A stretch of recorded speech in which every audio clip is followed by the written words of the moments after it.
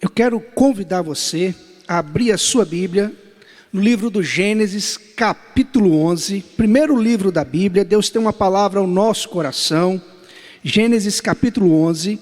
Nós iremos ler 3 versículos, começando a partir do versículo 27. Gênesis, capítulo 11, a partir do versículo 27. Abra o seu coração, se desligue nesse momento de tudo aquilo que você pode e deve, para que você esteja conectado, ligado tão somente à palavra e à voz do Espírito Santo ao seu coração nessa noite. Gênesis 11, a partir do versículo 27, diz assim: são estas as gerações de Tera. Tera gerou Abrão, Naor e Harã. E Harã gerou Ló.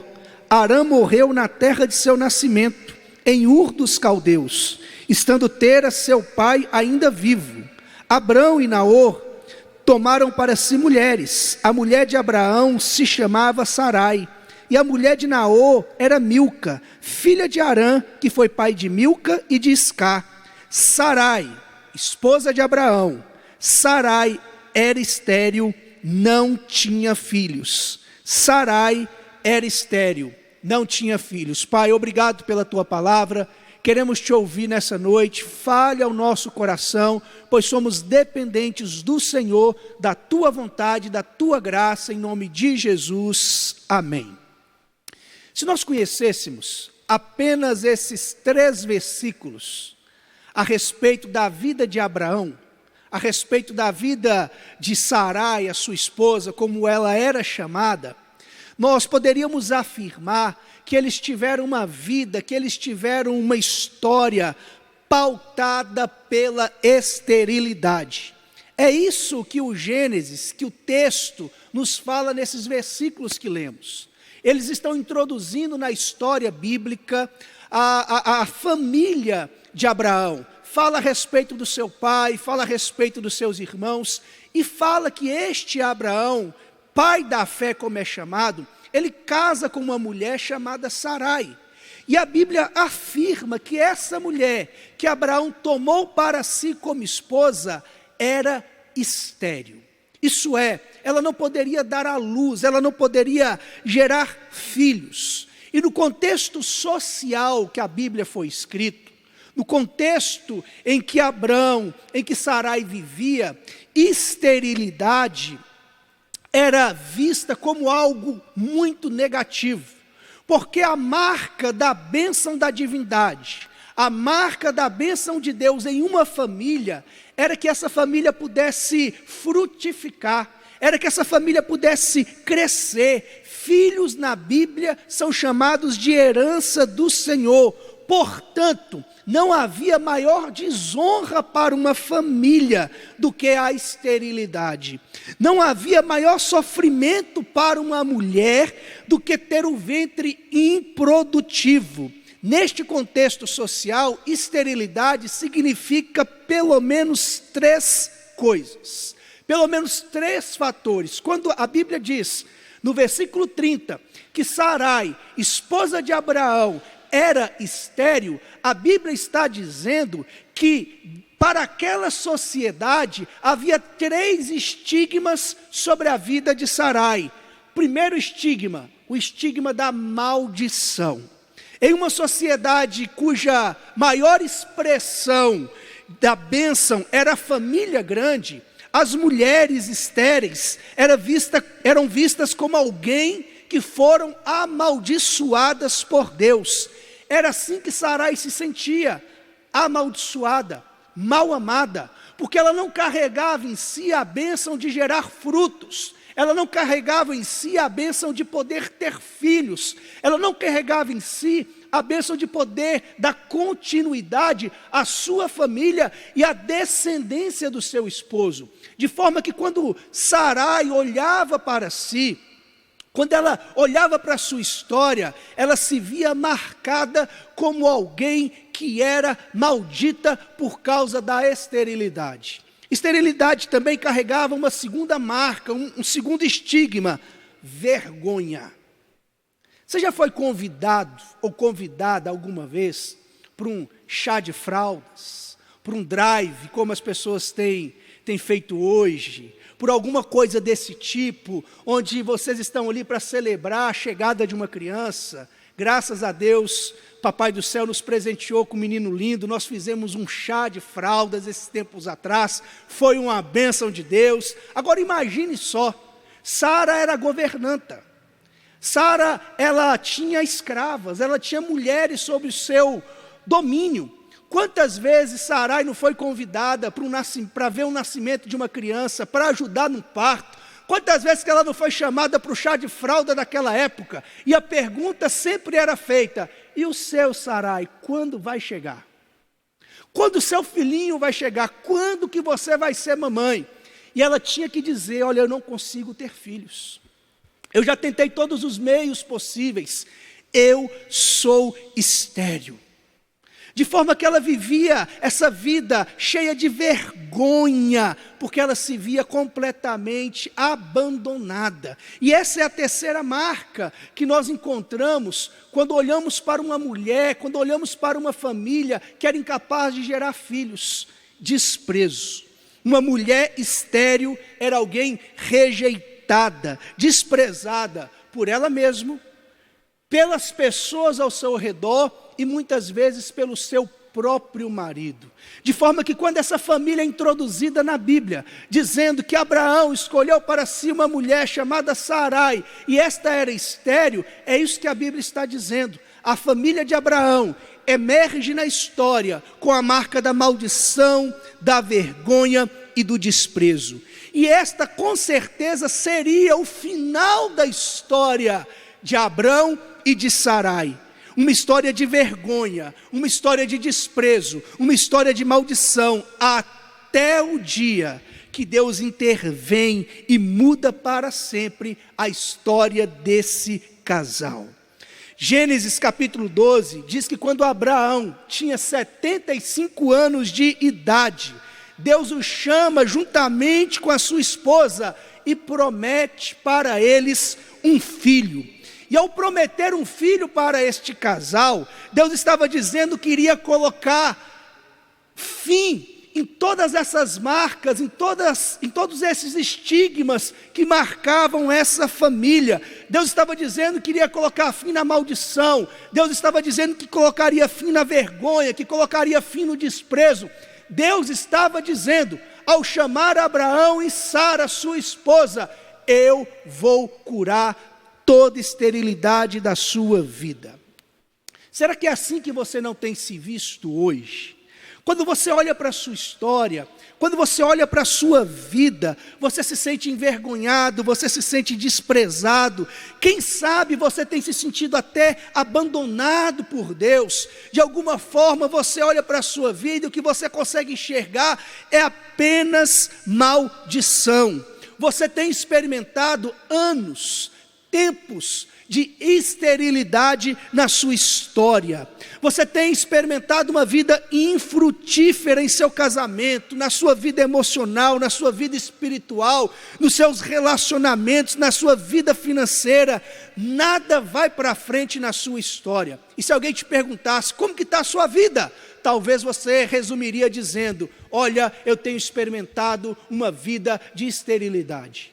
Eu não tenho conseguido ir para frente. Eu não tenho conseguido gerar frutos. Deus quer curar toda esterilidade da sua vida.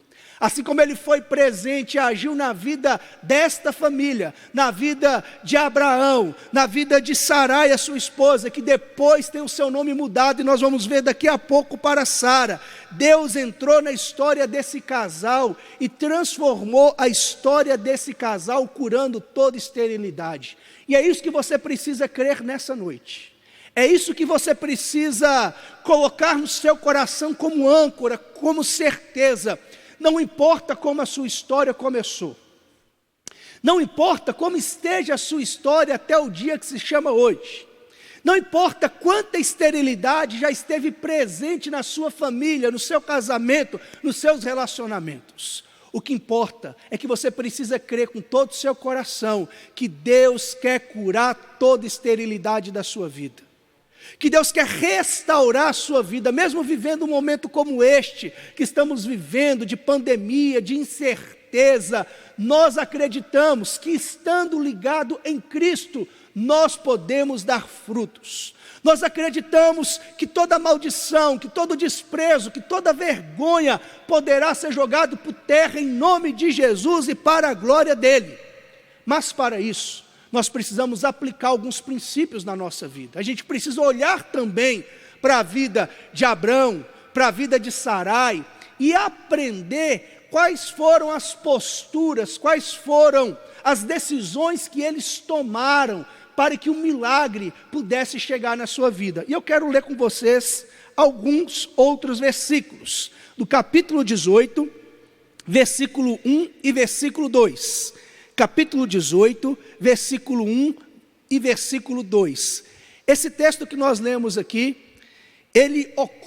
esse momento ocorre quase 25 anos depois do chamado de Abraão em Gênesis capítulo 12. Então Abraão estava aqui com cerca de 98 para 99 anos de idade. E olha o que o texto fala. O Senhor apareceu a Abraão nos carvalhais de Manre, quando ele estava assentado à entrada da tenda, no maior calor do dia. Abraão levantou os olhos, olhou, e eis que 3 homens estavam em pé diante dele. Ao vê-los, Abraão correu da porta da tenda ao encontro deles, prostrou-se em terra e disse, agora pula lá para o versículo 9, por gentileza. Então estes homens perguntaram para Abraão, onde está Sara, a sua mulher? Ele respondeu, está aí na tenda. Um deles disse, certamente voltarei a você daqui a 1 ano, e Sara, a sua mulher, dará à luz um filho. É muito interessante, porque aqui nós começamos a vislumbrar alguns princípios, algumas atitudes que Abraão e Sara tiveram em Deus, através da manifestação do poder de Deus, para que a esterilidade fosse curada, fosse estancada, fosse restaurada. O que é necessário existir na nossa vida a exemplo de Abraão e de Sara? Primeiro, você precisa permitir que Deus entre na sua vida e mude o seu nome e a sua história. Preciso permitir que Deus entre na minha vida e mude o meu nome e a minha história. Se você ler depois Gênesis 17, 15, você vai ver que Deus muda o nome de Abrão para Abraão e de Sarai para Sara. Deus transforma este casal antes de Deus fazê-los produtivos. Antes de Deus curar a esterilidade, Deus entra na história para transformar a vida. Ele entrou na história de Sarai mudando o nome dela. Ele entrou na história de Abrão mudando o nome dele. Sabe qual é o problema? Nós achamos que as esterilidades estão ligadas a ter alguma coisa. Nós achamos e olhamos para a nossa vida e pensamos que porque não temos aquilo que gostaríamos de ter, que somos estéreis. Sarai não tinha filho. E agora olha que interessante, ela tentou ter um filho a partir do jeito dela. Ela deu uma das suas servas, chamada Agar, para que Abraão pudesse gerar um filho que seria filho adotivo de Sara. Sara teve um filho, mas ela continuava estéril. Porque a esterilidade não está ligado a você ter alguma coisa, esterilidade está ligado a quem você é.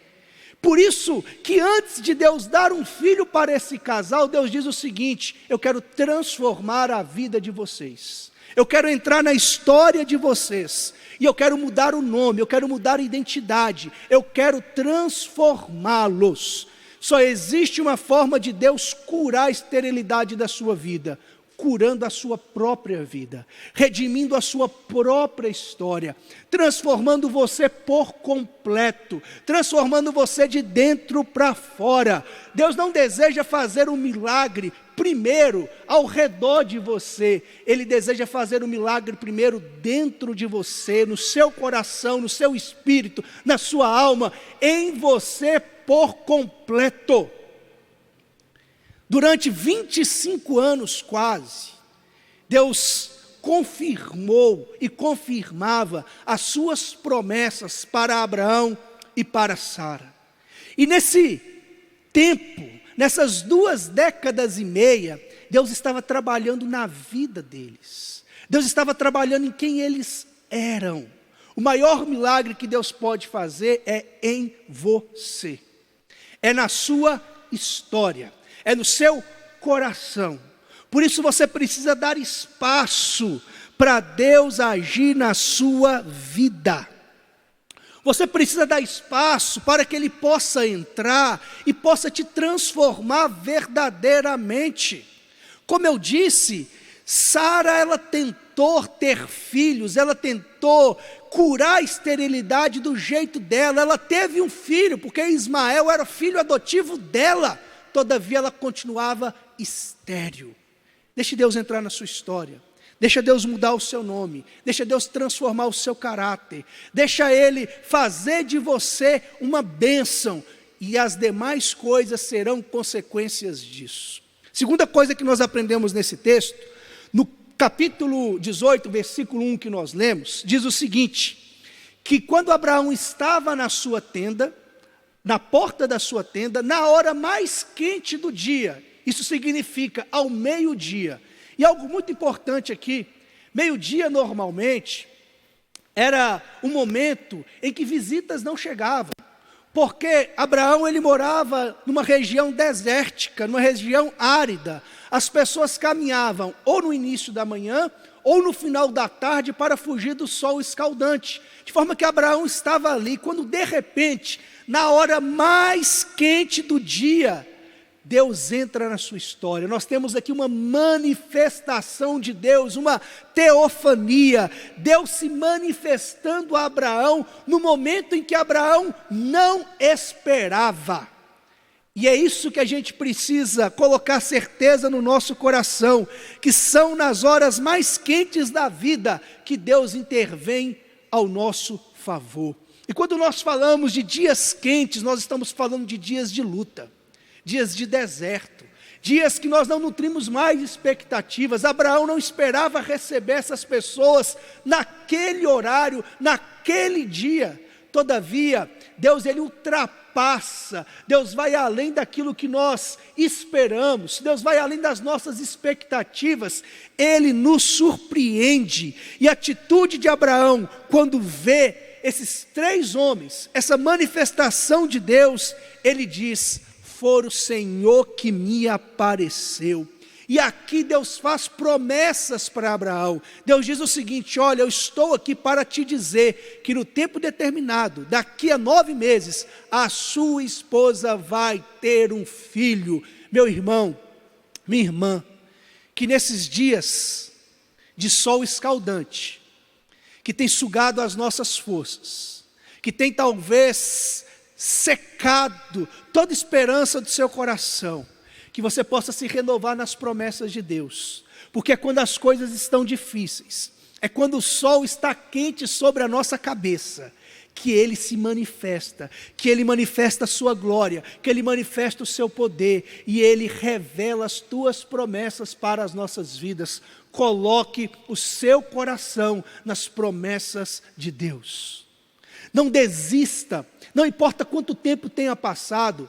Já havia passado aqui cerca de 24, quase 25 anos, da primeira promessa que Abraão havia recebido, da primeira promessa que Sara havia recebido, quando ela ainda chamava Sarai, quando ele ainda chamava Abrão, 24 para 25 anos, e eles continuaram crendo. E no momento que ele menos esperava, Deus o surpreende. Deus vai te surpreender. E você precisa ter essa convicção no seu coração. Pastor, está difícil. Eu estou vivendo os dias mais difíceis da minha vida. Literalmente, eu estou vivendo os anos mais quentes da minha vida. Ele vai se manifestar na sua história. Creia com todo o seu coração. Terceiro, o que nós precisamos entender e aprender? Se você depois abrir a sua Bíblia, lá em Romanos capítulo 4, versículo 19, e também aqui, capítulo 18, versículo 11, você vai ver que Abraão e Sara já eram idosos. Abraão já era quase gagá, 99 anos. Já era um senhor. Já tinha idade para ser bisavô. E a Bíblia diz que Sara também já havia amortecido o seu ventre. O ventre de Sara já havia murchado. E ela era estéril. Agora, quando Deus fez a promessa para Abraão, lá em Romanos, Paulo diz que Abraão ele não duvidou. Ele creu. Sabe por quê? Porque ele não olhou para as aparentes circunstâncias da vida. Abraão, ele não fechou os olhos para a realidade. Ele sabia a idade que ele tinha, ele sabia a idade que a sua esposa tinha, ele olhou para as circunstâncias e ele falou, a coisa está feia. Está pior do que 24 anos atrás. Tá feio o negócio, mas eu não vou olhar para isso, porque eu sei quem foi aquele que me prometeu. Eu sei quem foi aquele que fez a promessa. Não olhe para as circunstâncias adversas. Você não pode olhar para a aparente esterilidade. Você tem que tomar posse e acreditar que Deus já entrou na sua história e na sua vida. Não olhe para aquilo que não está dando certo. Olhe para a promessa de Deus. Não olhe para o tempo que está passando. Olhe para a promessa de Deus. Olha para aquele que te prometeu. Abraão tinha tudo para olhar para a promessa e olhar para a sua vida por causa das circunstâncias e desistir da promessa. Mas Abraão olha para a sua vida, mas ele fita os olhos na promessa de Deus. É por isso que Paulo nos aconselha, olhando firmemente para Jesus, autor e consumador da nossa fé. Olhando firmemente, não para as circunstâncias, não para os problemas, não para a esterilidade, mas para o autor e consumador da nossa fé. Não importa quanto tempo você esteja passando por esse momento de esterilidade, não importa como está sendo a sua história, não olhe e seja refém das coisas que não estão dando certo. Olhe para aquele que te prometeu. Olha para aquele que te chamou. Olha para aquele que está fazendo um milagre na sua vida. Para aquele que está fazendo um milagre no seu coração. Para aquele que está transformando você de dentro para fora. Para aquele que está fazendo um milagre em você. Para depois fazer um milagre através de você e um milagre por você. Olhe para essas promessas. Abraão não olhou para as aparentes circunstâncias da vida, pelo contrário, ele creu contra toda esperança. E por último, quando nós olhamos para a história de Abraão e para a história de Sara, nós também aprendemos que a promessa e o poder de Deus não tira a nossa responsabilidade. Irmão, imagina o seguinte, Deus se manifesta a Abraão e Sara e fala para eles, daqui 9 meses o bebê vai nascer, daqui 9 meses vai ter chá de fralda, daqui 9 meses vai ter choro de criança. O que Abraão e Sara foram fazer? Foram orar? Com certeza, mas foram namorar também, porque o único que nasceu de uma virgem foi Jesus de Nazaré. Eles creram na promessa, mas eles entenderam que eles precisavam também fazer a parte deles. O que isso significa? Que para a esterilidade seja curado na nossa vida, nós precisamos nos posicionar diante de Deus e fazer aquilo que nós somos responsáveis para fazer.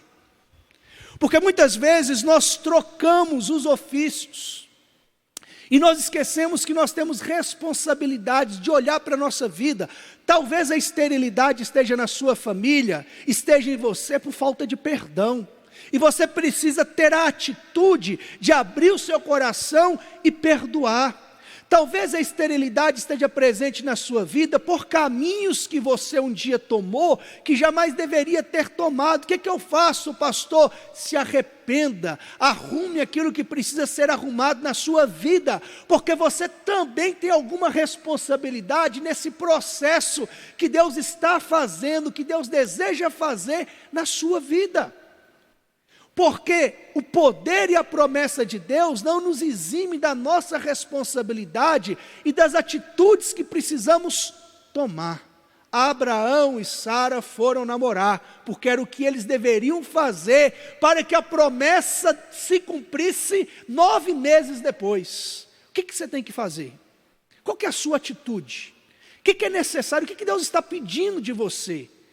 E às vezes o que você precisa fazer é exatamente isso que você está dizendo: pastor, não dá, eu não consigo fazer isso. Sacuda a poeira em nome de Jesus, meu irmão. Vamos sacudir essa poeira dos seus pés e vamos caminhar em Deus. Vamos caminhar em Deus e fazer aquilo que você pode fazer, porque Deus é fiel para cumprir todas as suas promessas. E quando nós olhamos para a vida desse casal, a Bíblia diz que todas as famílias da terra foram abençoados através dele. Sabe por que nós estamos aqui adorando e servindo Jesus? Porque Jesus veio da descendência de Abraão e de Sara. Jesus veio da descendência de Isaac, filho de Abraão e de Sara. Nós estamos aqui porque Abraão abriu seu coração, porque ele creu, porque ele não duvidou, porque ele fez a parte dele. Meu irmão, Deus tem grandes coisas para fazer na sua vida. E você precisa com todo o seu coração crer, tomar posse. Chegou o momento de Deus curar toda esterilidade na sua história. Chegou o momento de Deus te restaurar. Chegou o momento de Deus colocar fim à vergonha, ao desprezo e à maldição. Chegou o tempo do seu Isaac nascer. Isaac significa riso, significa alegria, significa gargalhada, depois de anos. 24 anos aguardando a promessa, Abraão e Sara riram, tiveram uma gargalhada, fruto da provisão e da promessa de Deus. Vai chegar o tempo do seu Isaac nascer, vai chegar o tempo de você dar gargalhada na presença de Deus, porque Ele quer colocar fim em todo desprezo, em toda vergonha e toda maldição. Ele quer curar e vai curar toda esterilidade da sua vida. Você crê nisso? Se você crê nisso com todo o seu coração, coloque a sua mão aqui no seu peito, coloque a sua mão aqui no seu coração e ore. Peça para Deus: Deus, mude a minha história, mude a minha vida.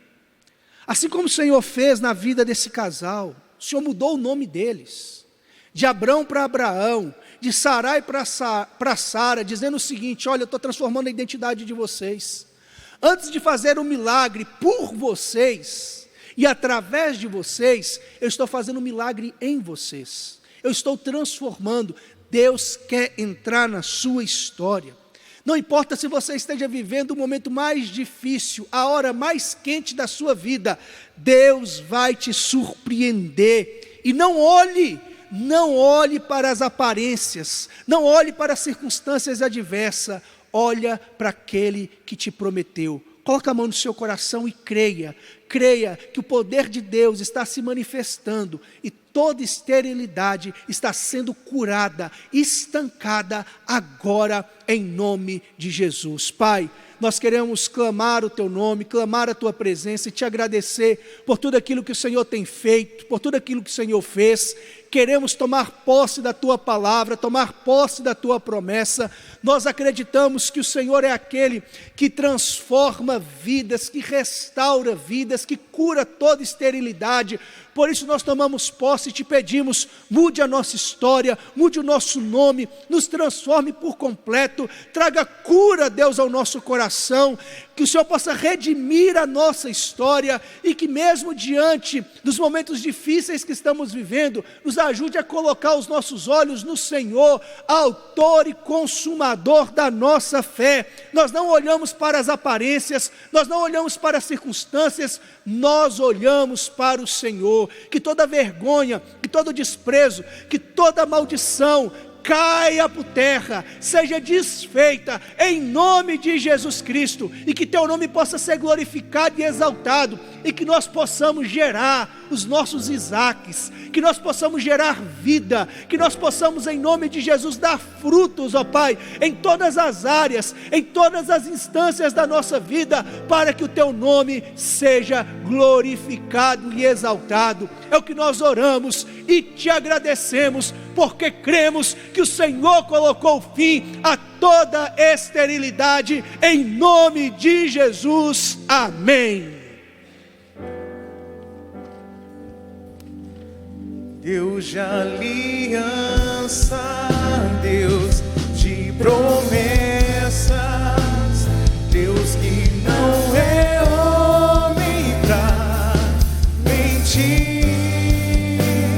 Tudo pode passar, tudo pode mudar, mas tua palavra vai se cumprir.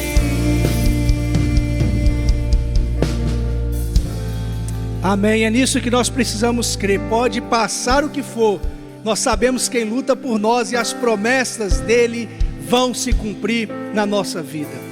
Que Deus te abençoe tremendamente, que te dê um restante de noite com o coração cheio de convicção, cheio de certeza, cheio de perseverança, cheio de esperança, que coisas novas de Deus está chegando para a sua vida, para a sua casa. Está chegando o seu Isaque, gargalhada do Senhor para a sua vida, para a glória dele. Deus te abençoe. Vamos orar agradecendo por esse tempo que tivemos aqui. Pai, muito obrigado.